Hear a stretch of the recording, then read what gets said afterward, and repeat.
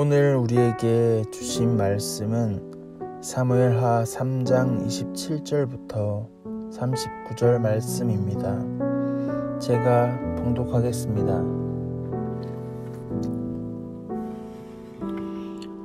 아브넬이 헤브론으로 돌아오매 요압이 더불어 조용히 말하려는 듯이 그를 데리고 성문 안으로 들어가 거기서 배를 찔러 죽이니 이는 자기의 동생 아사엘의 피로 말미암음이더라.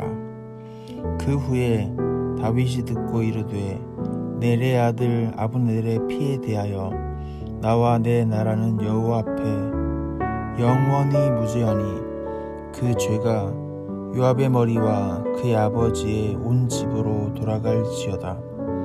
또 요압의 집에서 백탁병자나 나병 환자나 지팡이를 의지하는 자나 칼에 죽는 자나 양식이 떨어진 자가 끊어지지 아니할지로다 하니라. 요압과 그의 동생 아비새가 아브넬을 죽인 것은 그가 기브온 전쟁에서 자기 동생 아사엘을 죽인 까닭이었더라. 다윗이 요압과 및 자기와 함께 있는 모든 백성에게 이르되 너희는 옷을 찢고 굵은 배를 띠고 아브넬 앞에서 애도하라 하니라. 다윗 왕이 상렬을 따라가 아브넬을 헤브론에 장사하고 아브넬의 무덤에서 왕이 소리 높여 울고 백성도 다 우니라. 왕이 아브넬을 위하여 애가를 지어 이르되 아브넬의 죽음이 어찌하여 미련한 자의 죽음 같은고.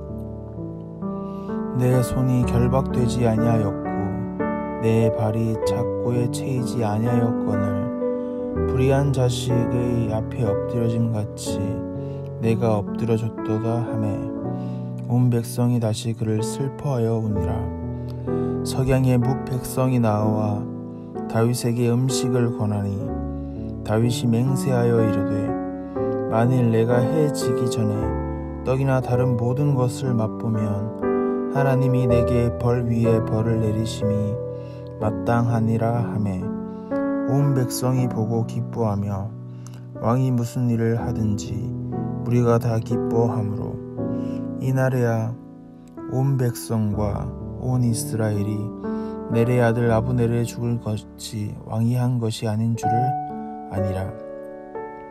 왕이 그의 신복에게 이르되 오늘 이스라엘의 지도자여 큰 인물이 죽은 것을 알지 못하느냐. 내가 기름 부음을 받은 왕이 되었으나 오늘 약하여서 스루야의 아들인 이 사람들을 제어하기가 너무 어려우니 여호와는 악행한 자에게 그 악한 대로 갚으실지리로다 하니라. 아멘.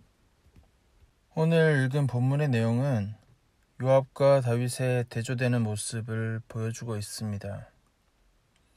사무엘서가 쓰여진 이유는 다윗이 합법적인 왕이며 마음에 합한 왕의 모습을 알려주려고 있으며 또한 하나님이 세우신 왕은 하나님의 주권을 인정하고 순종하도록 쓰여진 책입니다. 오늘 본문에 나와 있진 않지만 다윗은 요압이 모르게 아브넬과 평화협정을 맺었습니다. 하지만 요압은 다윗이 모르게 아브넬을 암살합니다. 다윗은 아브넬이 죽자 다윗은 슬퍼합니다. 탄식은 마음 가장 깊은 곳에서부터 나오는 가장 인간적인 반응입니다.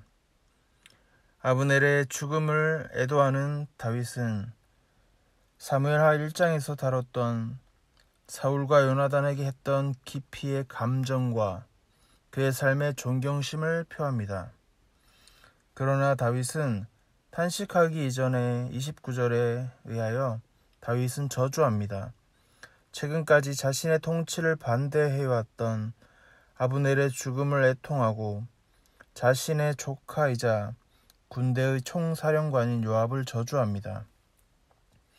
저주는 탄식처럼 결코 다윗다운 것이지 아니지만 평화를 이루려 했던 다윗의 노력을 요압이 터무니없이 방해한 결과로 일어난 것입니다. 다윗은 공개적으로 요압과 그의 부하들의 행위를 부인했습니다. 자신들은 그들의 살인 음모에 관련이 없음을 분명히 밝혔습니다. 그리고 한 걸음 더 나아가서 살인자들에게 장례를 돕고 곡하는 자의 옷을 입고 행진하라고 명령했습니다. 아브넬을 암살했던 자들은 그들이 옳다고 생각하며 자랑했던 그 일 때문에 수치와 조롱을 당하는 상황이 되어버렸습니다. 다윗의 반응은 백성의 반응이 되었습니다. 잔인한 요압 때문에 전쟁 직전까지 갔던 헤브론은 무자비한 학살의 현장으로 변할 뻔했지만 다윗 덕분에 이것을 면하였습니다. 다윗의 통치는 백성들의 감정에까지 미치며 그들의 가치관을 형성하고 생명의 존엄성을 깨닫게 해주는 것입니다. 요압은 흑백 논리만 알고 외교에 대해서는 관심이 없는 사람이었습니다. 요압에게 아브넬은 적군일 뿐이었습니다. 아브넬은 사울의 군대를 대표하며 자기의 동생 아사엘을 죽인 원수입니다. 이런 원수를 처리하는 방법은 죽이는 방법밖에 없다고 생각했습니다. 다윗은 요압이 모르게 아브넬과 평화협정을 맺었지만 요압은 다윗이 모르게 아브넬을 죽였습니다. 요압은 아브넬을 죽일 명확한 명분이 있었습니다. 명확한 명분과 대의를 위한 명분으로 아브넬을 죽이지만 다윗의 뜻과 마음은 그렇지 않았습니다. 요압의 생애를 보면 때로는 신실하고 충성스럽게 산 것처럼 보이지만 결국에는 모든 것들이 자기 중심, 자기 욕망을 채우는 삶을 살았습니다. 결국 그 욕심으로 다윗 왕이 죽은 후에 아도니아를 왕으로 세우려다가 솔로몬에 의해서 죽임을 당합니다. 28절에 나와 내 나라는 여호와 앞에 무죄하다.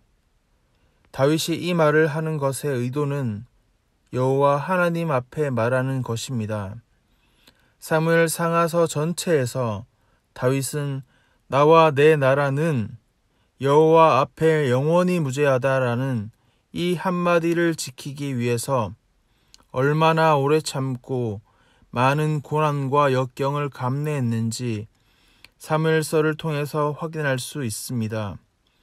이것을 훼손하지 않고 지키기 위하여 사울을 죽일 수 있는 결정적인 두 번의 기회도 사용하지 않았던 것입니다. 지금도 다윗은 사람의 반응을 의식하기보다 하나님이 어떻게 보시느냐를 먼저 생각하고 있는 사람입니다. 왜 그렇게까지 애썼는지는 나와 내 나라보다 하나님 나라를 생각했기 때문입니다. 열왕기상 2장 5절에서 6절에 의하면 다윗의 임종 직전에 솔로몬에게 스루야의 아들 요압이 내게 행한 일 곧 이스라엘 군대의 두 장관 넬의 아들 아브넬과 예델의 아들 아마사에게 행한 일을 내가 알거니와 그가 그들을 죽여 택병 시대에 전쟁의 피를 흘리고 전쟁의 피를 자기 허리에 띤 띠와 발에 신은 신에 묻혔으니 내 지혜대로 행하여 그의 백발이 평안히 소울에 내려가지 못하게 하라고 유언한 것만 봐도 그가 범죄한 죄의 무게를 알 수 있습니다. 다윗은 39절에 이렇게 말하고 있습니다. 기름 부음 받은 왕이 되었으나 오늘 약하여서 스루야의 아들인 이 사람들을 제어하기가 너무 어려우니 여호와는 악행한 자에게 그 악한 대로 갚으실지로다 하니라 하고 하나님께 의탁합니다. 이에 다윗의 진심을 알게 된 백성이 36절과 7절에 온 백성이 보고 기뻐하며 왕이 무슨 일을 하든지 무리가 다 기뻐하므로 이날에야 온 백성과 온 이스라엘이 넬의 아들 아브넬을 죽인 것이 왕이 한 것을 아닌 줄을 알게 되었다고 말하게 됩니다. 다윗은 백성들을 권력으로 복종케 하고 강포로 다스리려 하지 않았습니다. 이것은 예수님이 행하신 일이기도 합니다. 우리는 하나님의 일을 한다고 말하면서 때로는 하나님의 일보다 우리의 마음과 욕심이 앞설 때가 있습니다. 하지만 오늘 말씀을 통하여 내 의가 드러나기보다 하나님의 주권을 인정하고 하나님의 뜻이 온전히 드러나는 삶이 되며 하나님 나라와 하나님을 위해서 살아가는 가운데 어려움이 생겨도 하나님의 주권 아래 있음을 선포하는 삶이 되시길 축복합니다. 함께 기도하겠습니다. 사랑하는 하나님, 이 아침에 사무엘서를 통하여서 다윗과 요압의 상반되는 모습을 살펴보았습니다. 말씀의 삶을 비춰보며 다윗보다 요압의 모습이 많이 있다는 것을 회개합니다. 하나님의 일을 한다고 하면서 하나님의 뜻보다 나의 명분을 찾기에 급급했던 모습을 회개합니다. 하나님의 나라를 위하여 일한다 하면서 나의 이익을 추구했던 모습도 회개합니다. 나의 유익보다 하나님의 의를 따르게 하여 주시고 사람들에게 보이는 모습보다 하나님 앞에서 하나님의 주권을 인정하는 삶이 되도록 우리를 축복하여 주시옵소서. 감사드리며 예수님의 이름으로 기도드립니다. 아멘. 오늘 두 가지 기도 제목을 두고 함께 기도하겠습니다. 첫째, 하나님의 뜻보다 내가 이루고 싶은 욕망과 명분이 더 중요한 일은 없었는가를 돌아보며 내 뜻보다 하나님의 마음에 합한 자로 살아가게 하여 주시옵소서. 둘째, 삶의 목적이 어디에 있는지 확인하고 하나님 앞에서 의롭고 바르게 살게 하여 주시옵소서. 이를 두고 함께 나아가겠습니다.